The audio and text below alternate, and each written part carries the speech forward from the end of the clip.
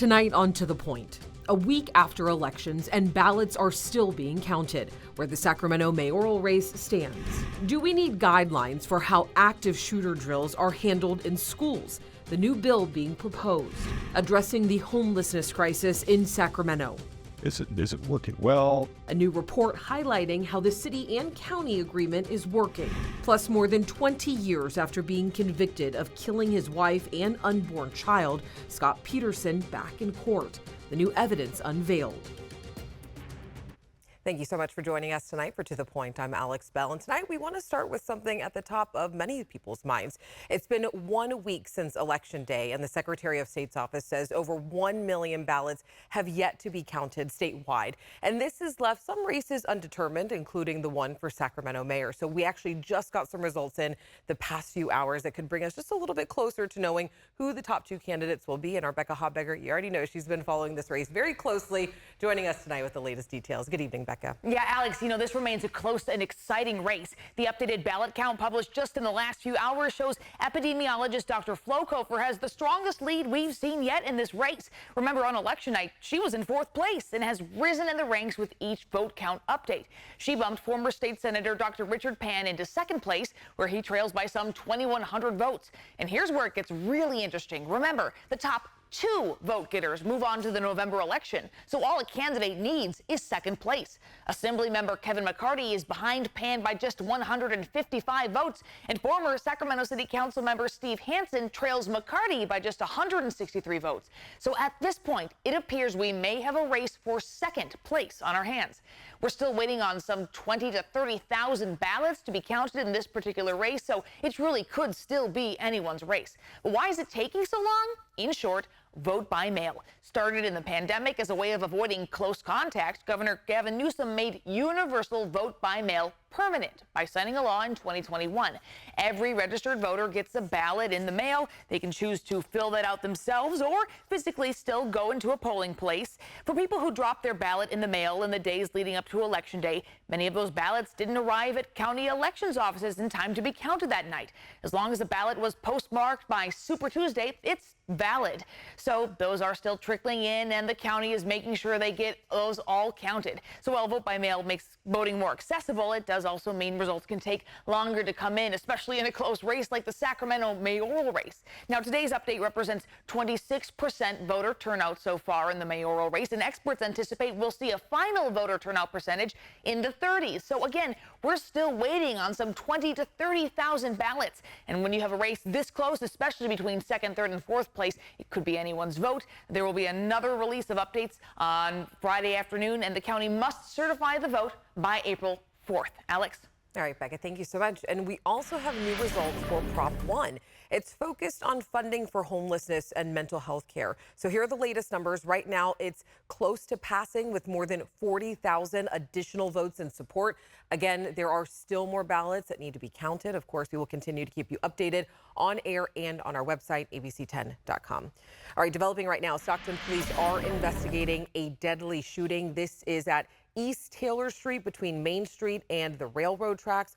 Officers say they found a 25-year-old man who had been shot. He was taken to the hospital, but he has died. No word yet on a suspect. Active shooter drills at schools have become a new normal for many communities, unfortunately. And now a California lawmaker is hoping to lay down a list of guidelines for active shooter trainings within schools in hopes of saving lives. Our Jeannie Nguyen breaks down that legislation and how the state is responding tonight. Freshman year at JFK High School was unforgettable for Ariana Marie Williams. I was walking into my math class, and out of nowhere, we went into lockdown. I had no idea what was going on. Now a junior at Sacramento State, Williams says she remembers a lot of that chaotic day. I was told there was a SWAT team in the halls, and we were just told to be quiet and sit and wait until authorities gave us the basically the all clear to evacuate. After all was cleared, Williams learned it was an active shooter training exercise. I texted my mom, like goodbye, just in case anything was to happen. Even though she was physically safe, the trauma of that day remains. it makes me more anxious to be in school, and it makes me more aware of my surroundings in a way that I don't particularly like. Situations like this encouraged Assemblymember Chris Ward to introduce Assembly Bill 1858. We want to set some guardrails on what can and can't go on in our schools with regard to active shooter drills. Ward believes having guidelines in place can reduce the possibility of traumatizing students. We want to make sure that we are not allowing the use of any simulated gunfire or simulated automatic weapons on our school campuses, that we are trying to make sure that parents have notifications. A spokesperson for the California Department of Education says it's currently analyzing this legislation. When it comes to a guide on how to conduct these trainings, the state does not have a clear guide but does recommend using the quote concept of run, hide, and fight. That suggestion can be found in the 2023 California Emergency Management for Schools Guide. We want to be safe in these settings, especially in school settings. All right, and Jeannie's joining us right now. As you just mentioned, the school doesn't really have any clear rules on how to handle these active shooter drills, but do they have anything that schools can defer to at this point to build their drills? Exactly, yeah, the rules are not clear, but the state does have some discussion points on how schools can address active shooter situations. Now, some of those discussion points include alarm codes, accounting for students and staff, notifying families, at first aid supplies, and even a reunification plan. Again, it's not clear as to how the state expects these schools to form their drill plans. And we also want to mention, too, that this bill has more steps to go through before it can even become a law. It is expected to be heard by an Assembly Policy Committee before the end of this month, and Assembly Ward then hopes it'll be sent to the governor's desk by this fall. So you already know, we'll continue to follow it for you. Jeannie, thank you so much. Of course. To our next story. Tonight, people living in a mobile home park say that they have been without heat or water after their gas was shut off about a week ago. And this is out in Vacaville at the El Matador Mobile Home Park. A viewer reached out to ABC 10 about this issue. We even spoke with the property management off camera. They say a gas leak caused them to shut off the gas until repairs were made, and water was shut off at the park during daytime hours Thursday and Friday due to a pipe break. And they tell us that they are working with plumbers and PG&E to fix this problem, but the complaints from residents, they have flooded in.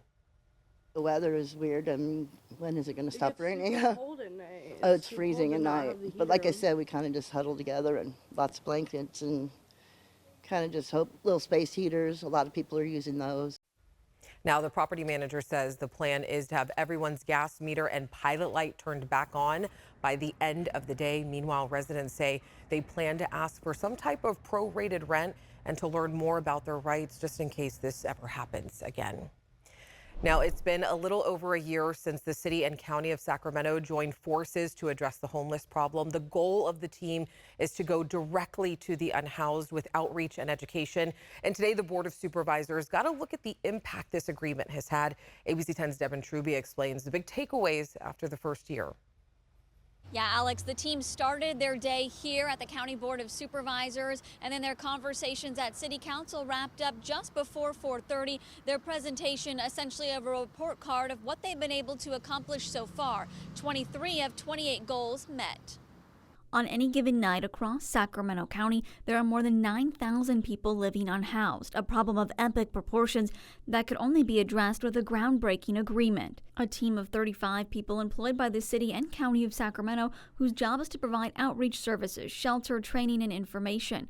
Now, this agreement with the city of Sacramento and county has been in effect for more than a year. Is it working well? At the Board of Supervisors meeting, team members showed in outreach they have met all their goals. They visited more than 5,000 locations, providing more than 27,000 services. They also met their goal of 10 encampment teams working within the city and visiting 20 encampments each month. We've made a ton of progress. We've got more shelter beds, we've got more clinical staff, we've got more outreach staff, and we have a lot more to come. While increasing the number of full-service programs, they did not get those programs coordinated with some behavioral health treatments. Timothy Lutz, the director of health services, argues Sacramento is still doing better than a majority of the state. The only two counties that have a higher rate of FSPs at this point than us is San Diego and Kern. Using the tiny home communities, the county met the goal of adding 200 additional beds, and the city provided a site for their 200 beds. The biggest gaps were with training and tracking their own progress. Some of the goals that we put forth initially sounded like they were something that we needed immediately, when really we realized that they didn't necessarily make sense. Like training mental health care workers. According to the agreement, the county behavioral health workers were tasked with training newly hired workers from the city to address mental health concerns in the homeless community. The city has yet to hire anyone for them to train. In 2 weeks, there'll be an impact report on the other cities in the county and also the unincorporated parts of Sacramento County, Alex. All right, Devin, thank you. Still ahead on to the point. Convicted murderer Scott Peterson back in court. The new DNA evidence that could possibly set him free. We're still tracking a few lingering showers for tonight. After that, we're tracking high winds throughout the valley and the Sierra. Plus, the message behind a new massive billboard in Natomas, how it's honoring those who have died of fentanyl overdoses. And then later in the show, the way you drive could change how much you pay for insurance. The new report highlighting how your car's data is being shared.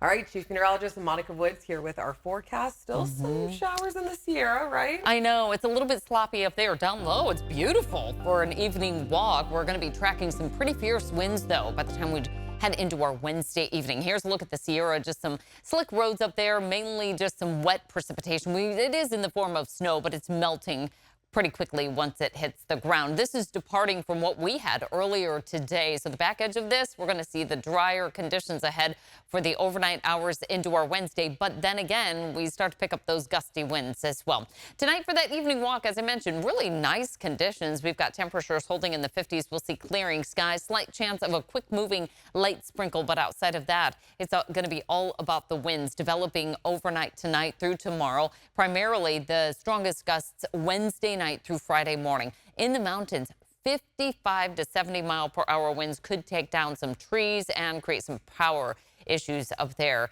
Down low for the valley and parts of the foothills, we'll be dealing with the pollen with all those trees that are starting to bloom. We'll have our wind advisory in effect late Wednesday through early Friday, and that will be true as well, that time frame for the higher elevations, but it's a high wind watch due to the increasing gusts that we'll see in the Sierra. Again, tomorrow afternoon is when we start to see those winds really becoming more problematic.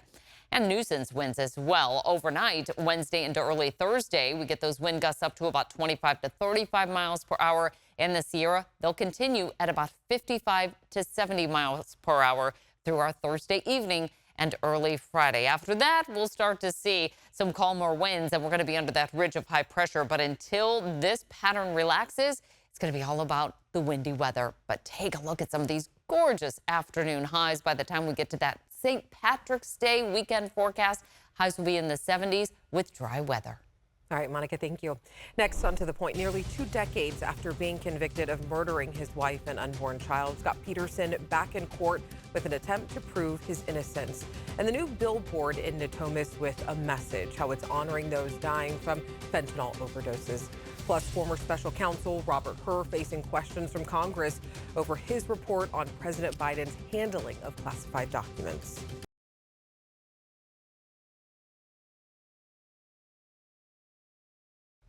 Convicted murderer Scott Peterson was back in court today, once again facing a judge. And this is after the Los Angeles Innocence Project took up his case in an attempt to exonerate him. Now, Peterson, if you remember, he was convicted back in 2004 for the murder of his pregnant wife, Lacey Peterson, and their unborn son. And he was originally sentenced to death and later resentenced to life in prison without parole. But now the LA Innocence Project says there is new evidence that could possibly set him free.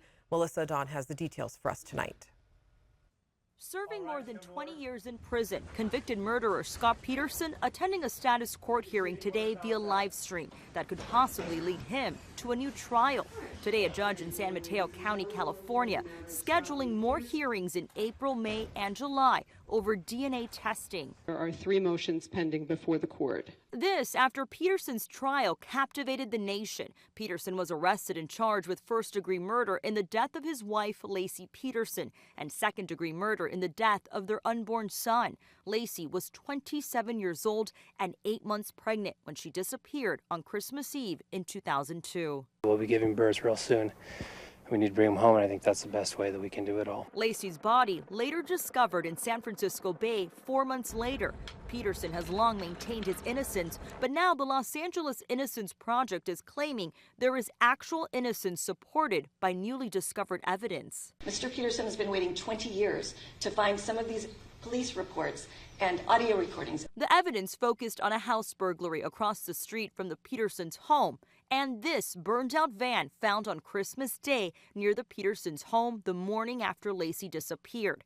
A sample from a mattress in the van tested presumptive positive for blood. The fire investigator at the time says he believes the evidence should be reassessed. It made it like this was much more important than just a burned vehicle that somebody was just wanting to get rid of or cover up a simple crime.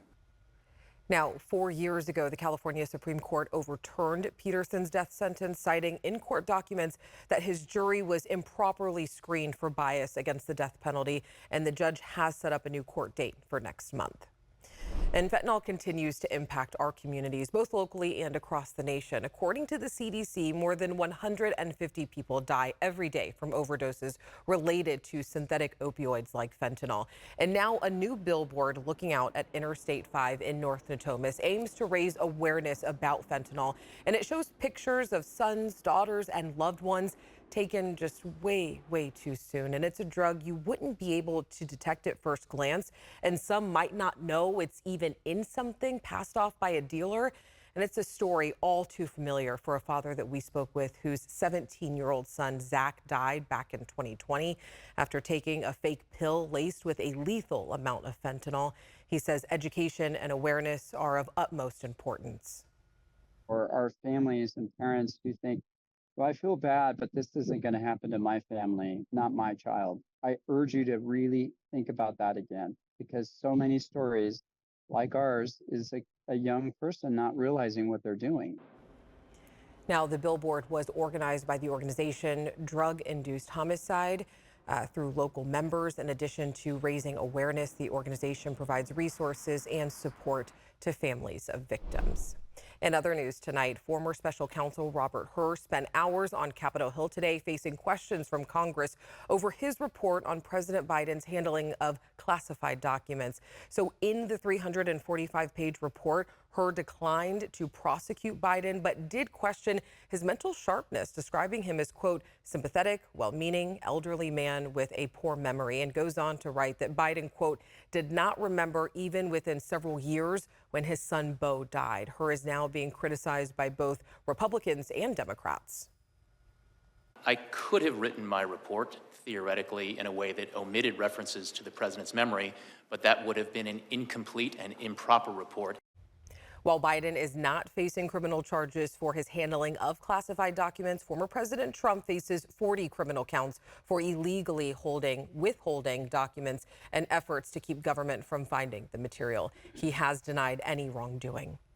Next, on To the Point, a new report is out on how car companies are collecting your driving habits, how the information could change your insurance rates.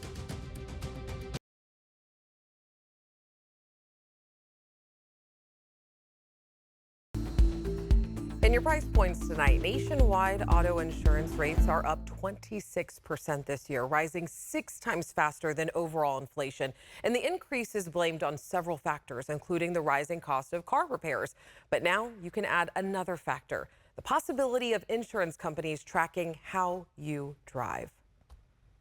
Your car could be recording how you drive, your speed, or any hard braking, and then transmitting that data to an information clearinghouse. The New York Times reports that data clearinghouse LexisNexis is working with insurance companies, and their collaboration could drive your insurance rates higher. In that broad sense, we're all connected and devices are connected. It would not be surprising to see that others also might be having some plans. The data collection was uncovered by drivers using General Motors OnStar service, which is traditionally used to make an emergency call. The owner of a Chevy Bolt told The Times he uncovered a 258-page report on his personal driving habits after he asked about a more than 20% increase in his insurance rate. His insurance company told him to check his LexisNexis file. Turns out GM's OnStar service has a smart driver feature, which tracks drivers' habits as a way to improve safety. GM confirmed to the Times that it shares select insights with LexisNexis and another data broker, but says the program is optional to customers and that drivers can unroll at any time. Just the beginning of an era where we will continue to be connected in every possible way. Cars might seem like the last bastion of this cocoon-like environment, but it's one more thing that's getting connected. All right, and here's the deal. If you own a GM vehicle, a Chevy, Cadillac, Buick, or GMC with an OnStar service, you can check on whether you're enrolled in the Smart Driver app on your car's app. So make sure you check that out. All right, now, if you have something that you think we should be looking into, make sure you reach out to me and the team. We love, love, love getting to tell your stories and, of course, getting to meet you. Remember, strangers are people we just haven't gotten to know yet. So take the time to get to know someone. Have a great night, and I'll see you back here tomorrow.